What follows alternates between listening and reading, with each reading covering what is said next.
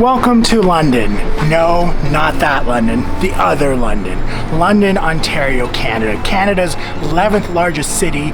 Population metro area includes Strathroy and St. Thomas. You're looking at about 550,000 people. It's December when I'm shooting this video, so I'm gonna do a little walk and talk of some pros and cons of this city where I was born, where I was raised, left, came back, started my real estate business in the pandemic. And we can thank John Simcoe Graves, who founded the city in 1793, as well as the Thames River. He named it London.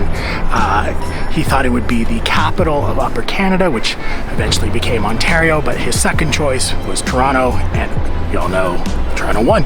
People are moving to London, Ontario at the second fastest rate in Canada, just behind Kitchener-Waterloo. Location, location, location.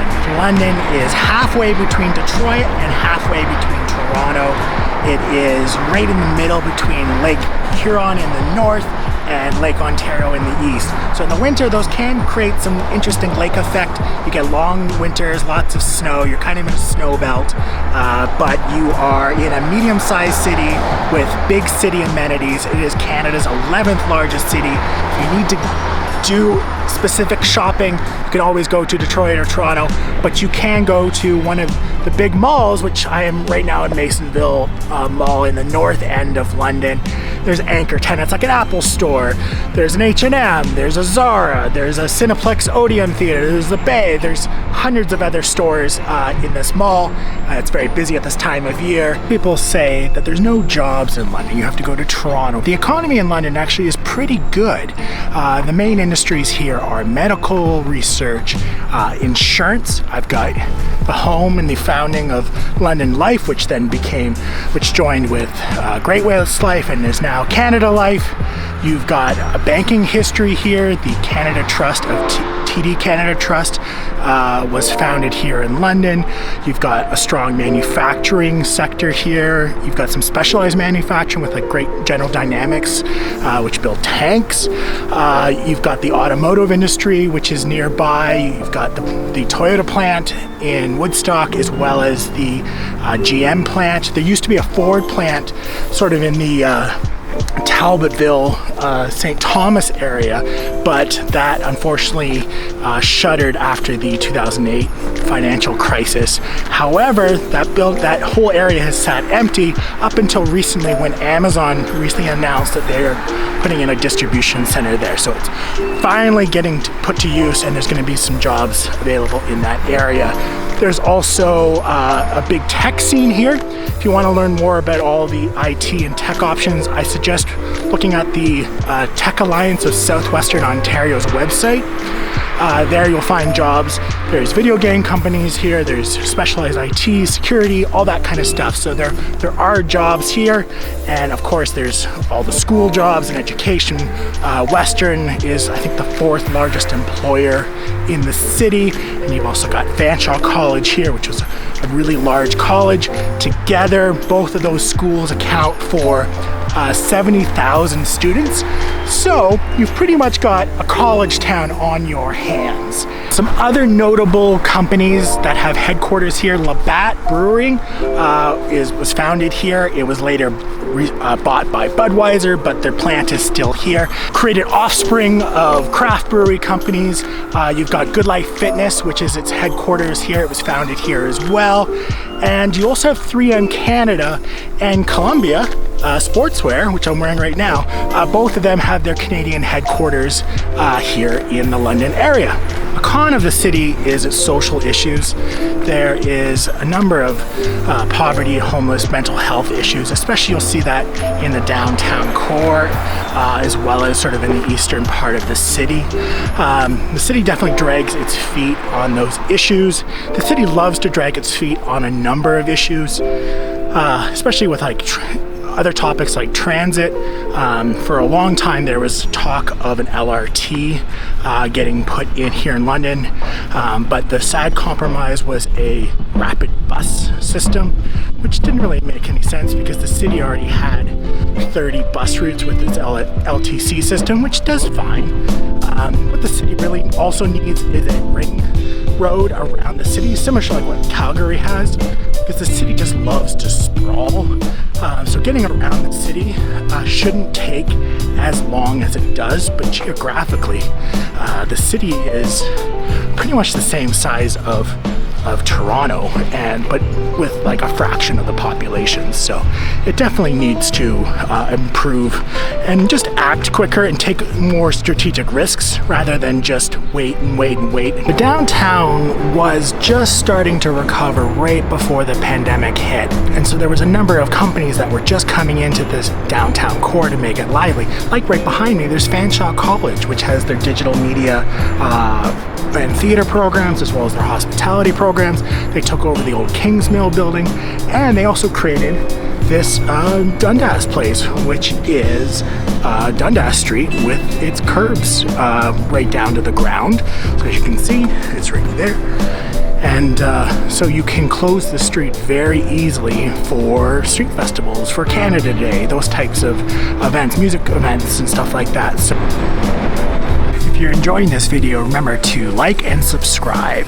One thing London has done quite well is actually putting a number of rental buildings across the city in different neighborhoods.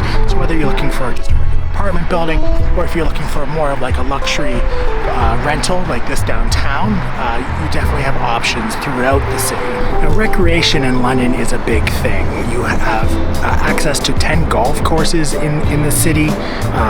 There is a number of trails, a number of cycling routes, but one of the biggest investments the city ever did, because they actually put taxpayer money into it, was 20 years ago.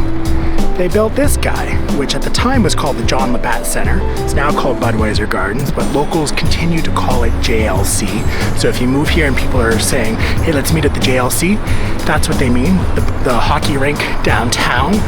It's home to the OHL's London Knights, which is one of the most decorated semi-professional hockey teams in the country.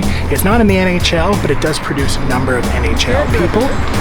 So there's a number of alumni that include Daryl Sittler, Patrick Kane, Rick Nash, Brendan Shanahan, John Tavares of the Leafs actually played for them for about a half a season, Corey Perry, the list goes on.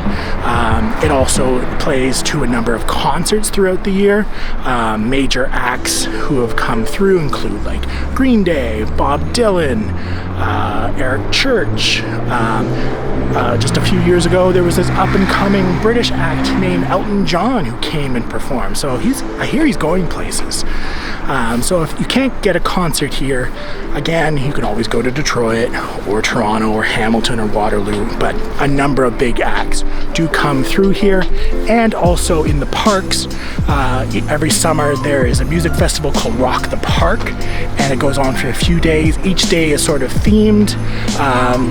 I definitely would recommend Googling that just to see if there are musical acts that interest you. Sometimes they go by decades and they'll do like a 90s day. So yeah, lots of entertainment happening in the downtown core. London has great access to recreational facilities like this downtown ice rink at Victoria Park, which has been a staple forever. So if you like skating, you can come downtown. If you like skiing, there's Bowler Mountain in Byron. Mountain is a liberal interpretation. It's a ski hill, but it's a lot of fun, and you can have a seasonal pass there. If you want to level up your skiing, London does have an international airport, so you could just fly directly from London to Calgary, and then you're in Banff, and you are snowboarding and skiing, and you are totally stoked. You also have a lot of arts and culture at your fingertips. You have the Grand Theatre, which is right behind me, which is a 100-plus-year-old theater. In the pandemic, they went through a $9 million renovation. During the winter, you can catch like a holiday theme show like the Christmas Carol, or like a musical like Beauty and the Beast or Elf or something like that. I did work there for 3 years. They do some incredible work. They're able to tap into their geographic location, being so close to Stratford. So they do pull a lot of Stratford cast and crew when they are working in the off season. Now you also have a great amateur theater scene here as well. Some fantastic music. London was was recently designated as a UNESCO Music City, and officially also got the Forest City Film Festival.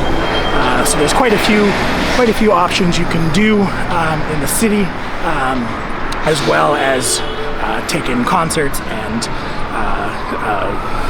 whatever your heart's desire. Geographically, you're also centered in the heart of summer theater. You've got the Stratford Festival less than an hour away. You've got the Port Stanley Theatre, and you also have the Huron Country Playhouse in Grand Bend. So you are nicely fixated if you love theater or live entertainment. There's quite a few options here in London. So Victoria Park also plays home to a number of music festivals and culture festivals in the summer. Essentially every single weekend there is something going on, like Home County Folk Festival, Rib Fest.